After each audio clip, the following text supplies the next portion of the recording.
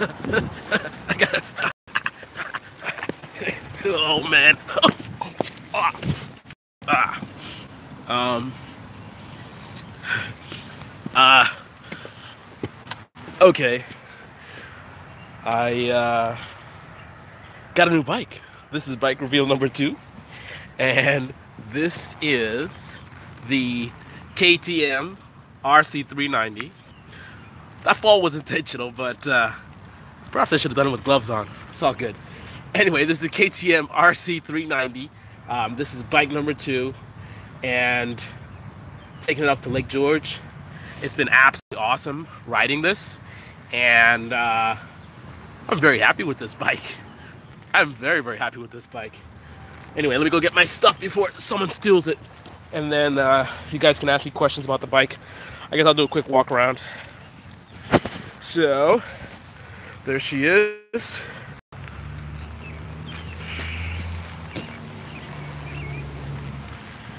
And I'll show you my touring setup that I did with my power and my ram mounts made in the USA. All right, let me go get my stuff, and then you guys can ask your questions. We got about 2 hours left on the trip to Lake George.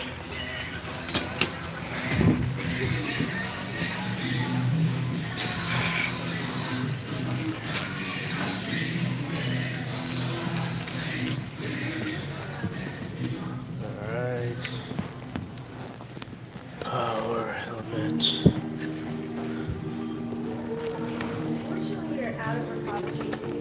They're out of cheese. No more cheese.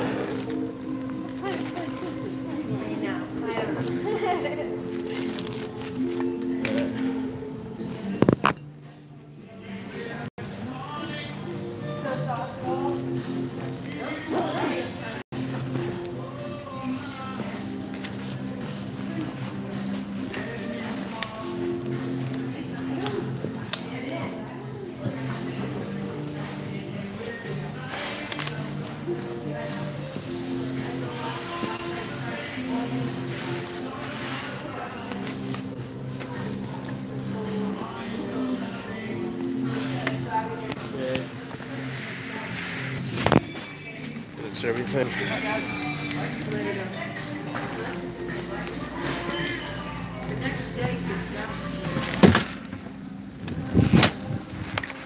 So there she is. So it's the KTM RC390. It is the race bike, the race version. There is a Duke 390, which is the naked bike. And this is the race bike, and I love it. I love it. Want more of it. Let me hang up my helmet, and we'll do a quick walk around. I'll give you guys some feedback on what I think about the bike. So I can rig this up a little bit.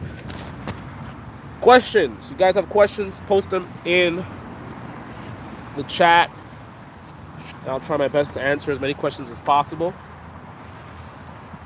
Let's put away my laptop.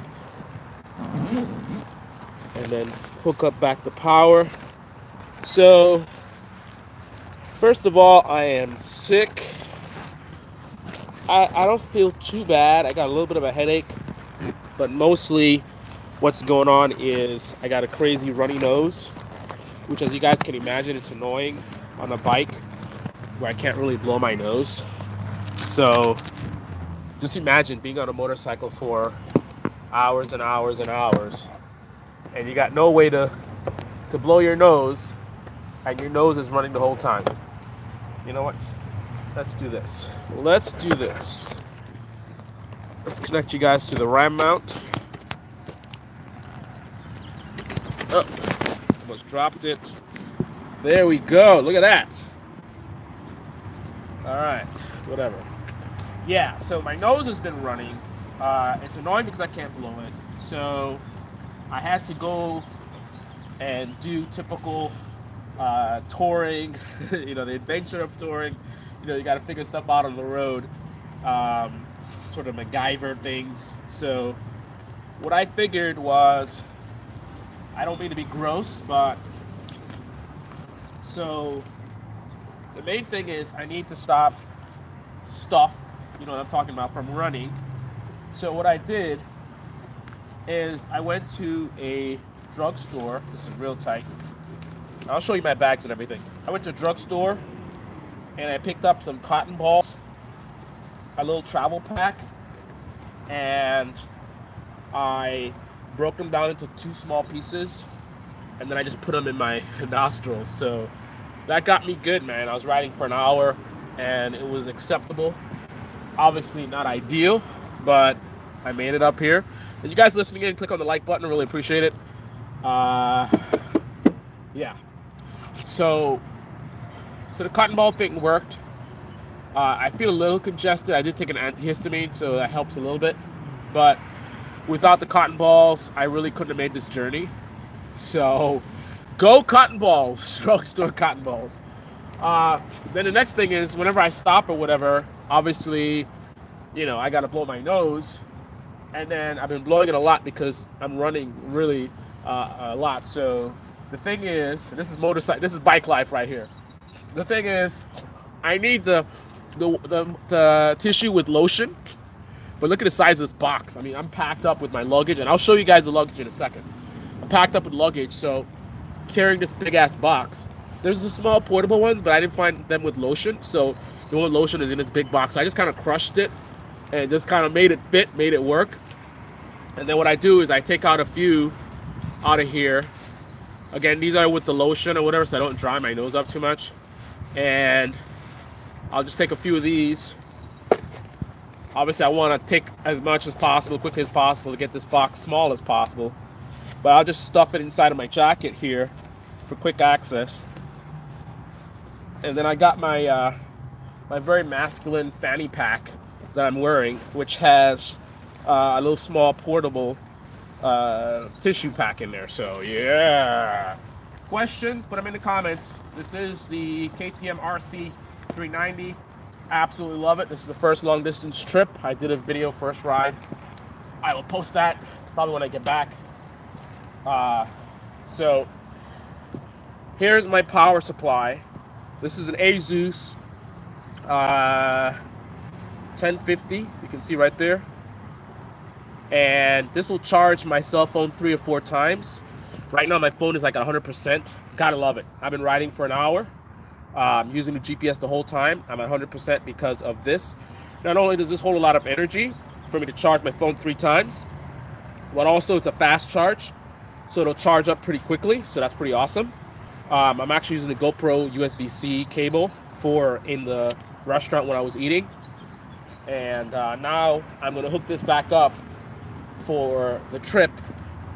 So basically, if you look right here, I've got the cable, the USB cable. I just plug it in right here, and then I put it inside of the bag, bag, and then just zip it up, and we're good to go. So when I mount the camera or the phone where it is now for GPS, I've got the wire running, and I'll show you later. I got it running. I got it taped up to the sides of the bike, so it's running along the side of the bike all the way to the front, and then plug it right into the phone, which I'll do right now. So I'll keep my phone topped up. Okay. So, all right, so let's talk about the RC 390. I'll give you my, I guess let's do a walk around first. I'll show you my touring setup, talk about it in detail, and then we'll do like a question and answer.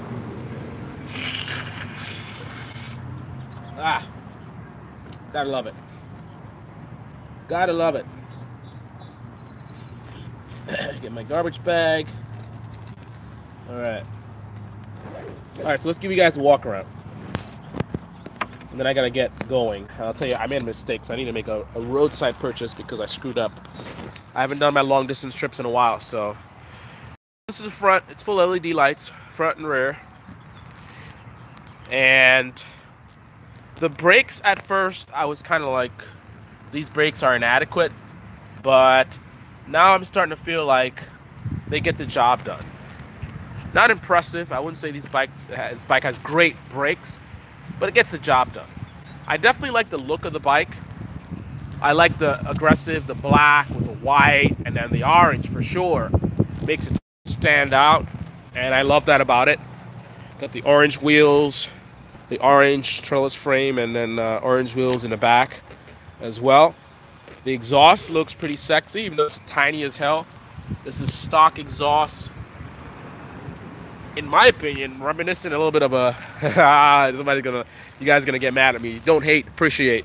Reminiscent of the Ducati exhaust. It's very slight reminiscent, but definitely reminds me of that. There's your rear shock right there, and let's see what else. So these mirrors vibrate a lot in lower speeds around town on the highway. No big deal. And I'll tell you about what it's like riding this on the highway as well.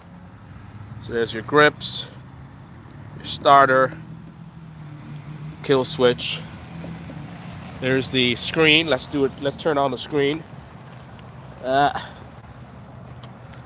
second. Get the key out.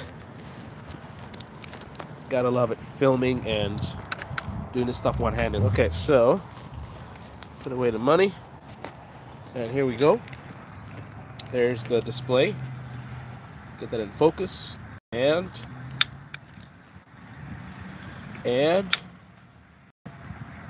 what did I do?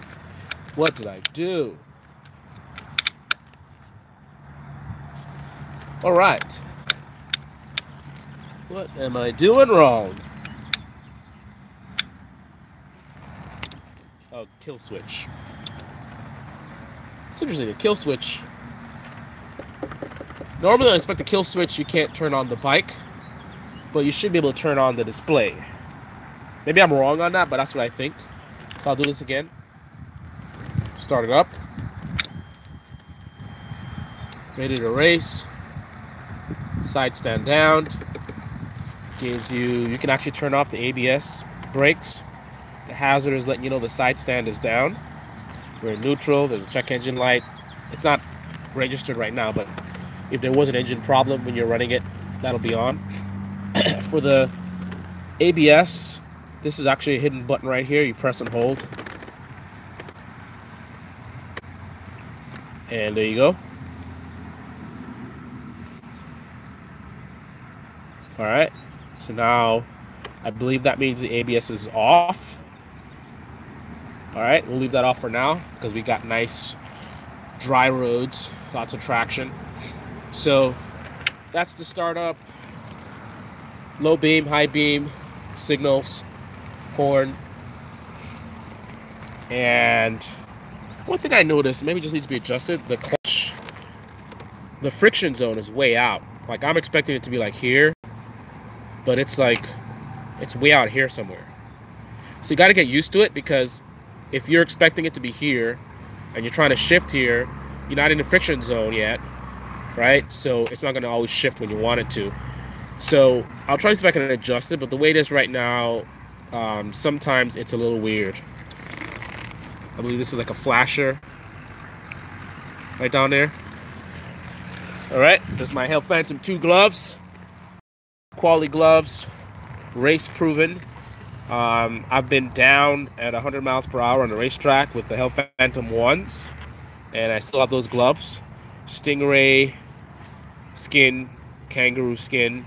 These are great for hot and sweaty weather. Like the cow hide gets very sticky and hard to put on and take off. The kangaroo leather doesn't do that. So, and also you get half sizes, so you get a good fit with these. So let me show you the, I know this is kind of messy. I'm trying out different things because the mirror mounts are weird. They're flat and pointy at the back.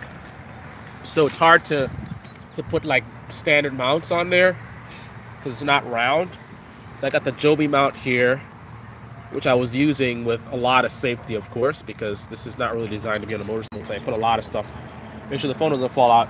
And then I got my bigger ram mount, made in the USA. Ram, love it. crashity crash. So this is the ram mount, the bigger clamp, and that allows me to go around this odd-shaped mirror mount. And then I got some Velcro for safety. This is not ideal. This is really designed to go around a round bar, not to go around something that's flat. So just to be safe, I've got a lot of Velcro. I love Velcro. For a motorcyclist who's going to be doing touring or just going long distances, Velcro, Velcro, Velcro. Gotta love it. I always carry my titanium scissors. I can cut this to whatever size I want. And this is pretty strong. This is not coming loose. You can tighten it to get a lot of pressure on there. Here's the ram mounts right there for the phone. As you can see, one thing about this is when it gets older, the rubber starts cracking, right? And then it'll slide off. So I would recommend, I don't know if there's any kind of solution you can put on this to make it less resistant to getting brittle like this. But definitely you want to put some super glue on here. I don't know, it's a great product otherwise, but I don't know why other people have them come off as well. I don't know why they don't secure these properly. Maybe it's a cost thing, a manufacturing thing, quality control, I don't know. But this is something that happens to people.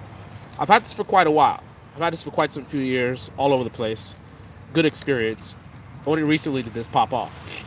Probably could have avoided it by just putting some super glue, because I could already tell that it was loose in the beginning, right? It would pop off, I'd put it back on, pop off, put it back on.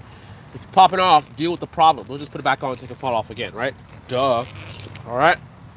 So here's the power USB battery. There's the cable taped to the side of the bike. Not the best job, but whatever. Gets the job done. Meets here in the center. Gaffer's tape running through here, through the little hole, right? And then here's the end of the cable, the USB-C, and then right into the phone. That's why I'm at 100% after riding for an hour. So these are my Core-Tech bags that I've had for a long time. These have been to Italy. These have been all over the country, all over the world. And I brought them over from California, and gets the job done. You want to make sure you're secured properly. It was a little tricky getting it on because that doesn't come off. Normally you take off the passenger seat and you put the straps underneath, and then it's totally secure. It's not going to come off. But since the only thing that opens here on the RC390 is the seat, your seat, right? So what I had to do is I had to MacGyver it, and basically I got some bungee cord. That's one thing that came in handy, the way the frame is. Got a lot of places you can attach cords and stuff to. So I strapped it in there and up there as well. And I got some significant pressure on this, preventing it from sliding back under acceleration. This is not a very powerful bike at all, but it is torquey down low. So still, even a bike like this, you want to make sure the stuff is secure. You don't want your bags falling off on the road. That would not be good. So I got the bungee here on both sides, and I also hooked up some Velcro. Once again, Velcro, guys, always have. This is one of the best things to have in your kit if you're doing any kind of touring, is Velcro. I just love the way I can rig stuff up on the fly, right? I can just, like, this was not planned. I needed a solution to attach the bags securely, and automatically I'm like, okay, how can I Velcro this, right? So I got the Velcro strap wrapped around the bag loops, right? And I've got it going around the frame holder, right? So what that prevents is it helps it from not going back. Additionally, the signals are here. Now, I wouldn't want to rely totally on the signals, but the way that the science works is the amount of force applied when this thing goes back, if it goes back at all, is going to be averaged out among all the contact points, right? So the bag itself doesn't want to go back, right? The way the weight pushing down on this, the bungee cord in the front, so you got a lot of elements. All these elements are taking, applying a certain amount of force to stopping the bag from going back, right? So the weight pushing down, the Velcro on this side, Velcro on that side, right? and then some force potentially could be applied to the signals. It wouldn't be much because, again, a lot of force is already being applied up here, so it would never really put a lot of force on the mirrors, on the signals, not the mirrors. But if it does shift a little bit, these can help. Additionally, the Velcro here is stopping it from going back, stopping it from going up, stopping it from going down, right? And that's it. I got the laptop in here. I got all my zip ties, camera equipment, quadcopter, batteries, hard drive. There's my chin mount. Not the best job, but I think I can start using this when I get to Lake George. It was drying all night. It's been drying all day, and I didn't put too much weight on there, so it should be pretty good. And that's it. So what I want to talk about now is I want to let you guys know what my initial feedback is on the KTM RC390.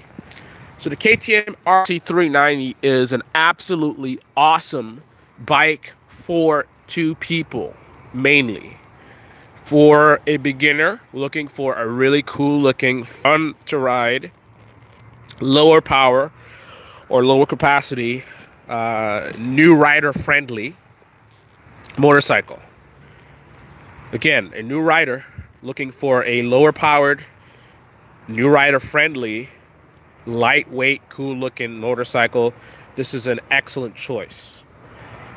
It is one of the most powerful bikes in its class, but it is a low powered class, so being the most powerful is certainly not violent or aggressive or something a new rider should be shy away from.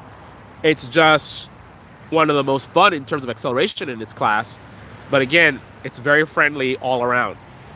Not as friendly as the other bikes that have lower power, lower torque.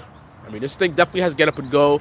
You can definitely wheelie this bike if you really know what you're doing. I don't know how to do wheelies, but like this versus a Ninja 250, even a 300, I think this would be much easier to do a wheelie on. So that's a significant amount of low-end grunt, and that adds to the excitement. The second rider who this is for, who I recommend this for, is an experienced rider like myself who is looking for a fun bike to use on the track or to hone your skills. My priority is honing my skills. Again, the 365 DB19 is not just about finding my dream bike. It's also sort of a reboot. I stopped riding for a little bit. I was out of practice. I always believe in safety first. I believe learning is a lifetime journey.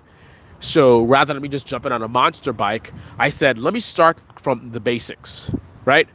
Let me go back to school. Let me start leaning and emergency braking, getting my street techniques back. Let me start doing that and work my way back up to where I left off and beyond, right? So for that purpose, something that's new rider friendly. I'm not a new rider, but for me, it's friendly in terms of to push the limits. If you really want to hone your skills, you want something that has a good amount of grunt, but also is not too powerful, not too heavy. Something that's lightweight enough that you can feel confident to really get into it, get leaning and taking corners faster, basically pushing the envelope, right? I wouldn't want to push the envelope on like a Ninja H2 or ZX10, right? Not to the level that I'm looking to go to. I mean, going fast is one thing, but going fast in corners and braking and all that kind of stuff, mastering those racetrack techniques, this is a better platform to do that kind of stuff on. So that's who I recommend this bike for. And if I were to go back in time, considering I'm definitely a super sport rider, that's always been my interest. So a beginning bike, I don't want like a Honda Rebel. I don't want like a Honda 500 or whatever. Ultimately I want like a race bike, Ninja 636, but that's a race bike. That's a real race bike. It's too powerful for a new rider. Yes, a new rider can take their time and people get away with that all the time. People start on bigger bikes. Yes, I get it. But a Ninja 636 is not an ideal beginner bike. That's a serious machine. very expensive. I would not want to learn on that. So going back in time, as if I'm just starting riding, 636 is not a bike that I want to pick up to start with. So for someone like me who really ultimately wants to get a race bike, but not ready to get a real race bike, and I shouldn't say real, because real race bike doesn't mean all that power. This is definitely, I mean, with some tweaks, this is definitely a race class bike. It needs a little bit of tweaks. I would enhance the brakes, maybe upgrade the suspension and things like that. But even as is, if you're not being competitive, this to me as is would be great on the racetrack. My main concern will be the braking when you're going as extreme as you would be on a racetrack. But otherwise, great bike for the track. So as far as on the highway, this I think it's 370cc bike. It is definitely got enough power for the highway. It's not violent. It's not crazy acceleration, but it is sufficient. It is the equivalent of perhaps driving in a V6 car or a fast 4-cylinder. So I can pass at 30, 40, 50, 60, 70 miles per hour, 80, 90, 100, not so much. So if you're going the legal speed limit, I got no fears about passing on the KTM RC390. And also vibration. A lot of vibration, high RPMs, but in 6th gear, it's a pretty tall gear. This bike I'm very impressed with. When I'm on the highway, 60, 65 miles per hour, 70 miles per hour, I'm chilling. I don't have the vibration issue with the mirrors. I don't have a lot of noise. I don't have a lot of vibration in general. She is pretty smooth. Pretty smooth, 6th gear on the highway, 60, 75 miles per hour, maybe even 80 miles per hour. So this is definitely a competent highway bike. Highway is not where it shines at all. But considering how aggressive it is, and it is aggressive in terms of the ergonomics, how much vibration you have at higher RPMs, it's very impressive that it's as smooth as it is on the highway. I'm doing a 4-hour trip. I did an hour on it. I'm fine. I was totally fine cruising on the highway. The only problem is, because it's got the race ergonomics, you do have significant pressure on the handlebars. Not quite R6 level, but you definitely want to be conscious of how much weight you're putting on the handlebars. The seat is hard as hell. I jumped on a ZX10 and then back to this. The ZX10 was far more comfortable than this bike. The only thing with the ZX10 is the pegs are so high. It's like the pegs are way up here, right? So when you get on the ZX10, you got to pull those legs up to get to the pegs. But once again, I think it's interesting that the ZX10 was far more comfortable than this bike was. In particular, the issue, one of the issues is the seat is hard as hell. It's much harder than the ZX10 seat for sure. So not the most comfortable seat. If you're gonna do touring on this bike, and again, it's not a touring bike, but hey, I'm touring on it right now. Hey guys. Anyway, I'll get a comfort seat if you're gonna be doing a lot of miles on this bike, because that's definitely a drawback on this bike for sure. Couple of times I had the gears kind of get sticky when I'm downshifting. So I'm not sure if it needs to be adjusted. I mean, like I said, the friction zone is way out. So I don't know if this needs to be adjusted. I didn't have this problem before, but I did notice that sometimes when I'm trying to downshift, like it doesn't want to go down. Right, I'll click it, it's still in the same gear. So I'm not sure what that is. Might just need to be adjusted. Like, for example, when I first got it, the turning was horrible. It was horrible. I was like, the Ninja 250 turns way better than this. I was like, I understand. I heard all this good stuff about it. Adjusted the suspension and the tire pressure, night and day. Night and day. She turns. Absolutely. This bike is a great bike for the twisties. Confidence inspiring. You feel stable. You feel like a superhero. Like you can just do whatever. Again, speaking as an experienced rider, but the bike is very capable. Very, very capable. Another negative is the sound, of course, but that's going to be the case with any of these bikes. R3, Ninja 250, Ninja 300, Ninja 400. all these low capacity bikes, they're not going to scream. I don't know what you could do with an aftermarket exhaust, but if you're looking for sound, this is not a bike to get sound from. But that's about it. I got to get going. I just want to give you guys a quick walk around and overview of the bike. The tank is very small, so you don't get a lot of mileage on it. I think it's 2.5 gallons or something like that. You do get high mileage on this. I don't know, 50 miles per gallon. That's decent. Maybe not the best, but I think it's decent. Don't quote me on that figure. But there you have it, the KTM 390. Let's see what C. Kim is in the house. C. Kim says, I knew it. He says you can still get a ticket with it. Oh, yeah. Oh, yeah. What did he say? Hayabusa would have been perfect, and you would be there in 2.5 hours. Yeah. I don't know about all that. Hayabusa. This represents year 2. So the Ninja 250 2005 in this series where it's like time travel. So I've been with the Ninja 250 2005 for a year. Virtual year in the series. Hashtag 365DV19. So this is year 2 or chapter 2, bike number 2. KTM 390. An awesome bike. I absolutely love it.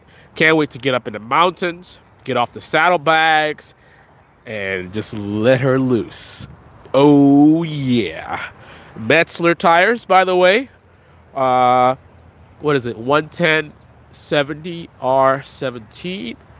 And in the back, it's Sportster. So Metzler Sportster. I can't even see.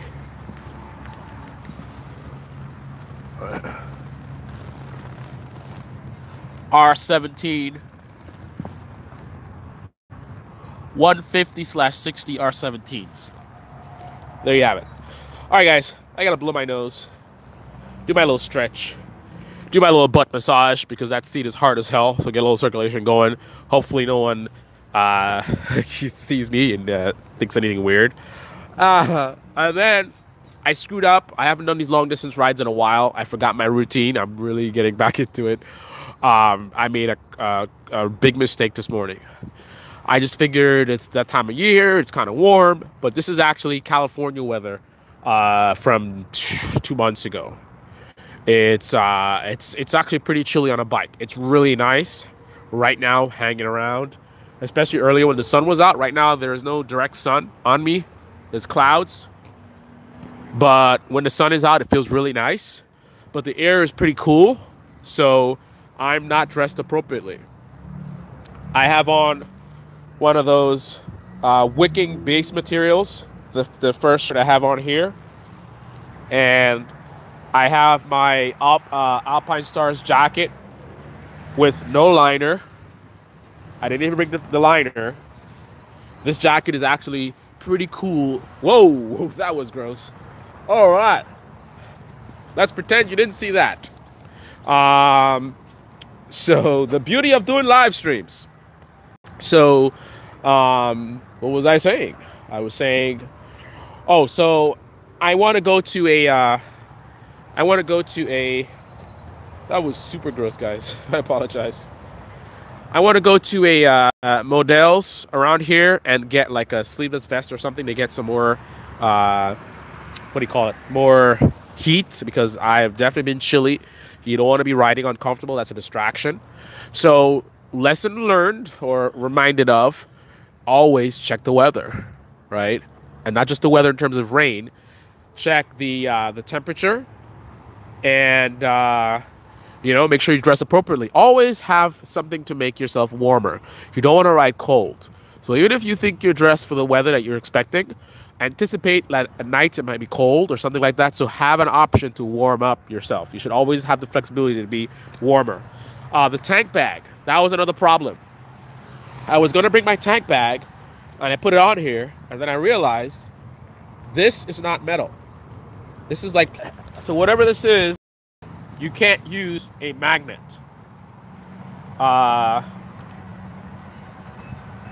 So can't use a tank bag on here unless you got another way to mount it, but you cannot magnet mount. So that was a little bit annoying. because these bags don't need to be as tight as they are. They are really, really packed and stuffed. The zippers can barely close, so it's not ideal, but I got no choice. When you're traveling long distance, you don't want a lot of stuff on you, like making you uncomfortable. So that's why I have this bag, this very masculine bag. It doesn't have much stuff in it. It's very small. I don't really feel it at all, and that's what you want. You don't want a backpack when you're doing 3-4 hours. You don't want something putting stress on your back and your body. You want your torso to be free and comfortable. So that's why I just have a small, lightweight bag for a little extra storage, and I try to stuff everything into saddlebags. Now, I could have this not stuffed as much if I could use a tank bag, but the magnets don't work. So much for that plan. Anyway, this is your Fast Life motorcycle channel. Really, really gross with my nose running like hell. Freaking, what is it? The Niagara Falls over here. I apologize for the gross 3 seconds or 2 seconds earlier. Thumbs up for not canceling the trip, going through with it, and filming and sharing my journey with you guys, even though I'm sick, I'm under the weather. I'm not on an ideal bike for touring. So a lot of stuff is going against me. Small bike, not a lot of storage. I'm sick. I can't breathe. I got cotton balls in my nose. Yeah, this is definitely an interesting journey, not for the faint at heart. So if you appreciate the effort and, you know, me sticking to my guns, I said I'm gonna do the trip. I did the trip. Sick or not, rain or shine, then let's give this video, let's get 30 likes for getting it done. Anyway, I got 2 hours to go, and I gotta first get like a vest or something, then get back on the road, and I will see you guys later. I may do a live stream getting out of here, possibly. We'll see. Make sure mine has straps too. Well, I don't know what you strap it to, but that's something to think about. All right, guys. This is your Fast Life motorcycle channel, the most awesome motorcycle channel in the universe. Yay, yay! I'm out.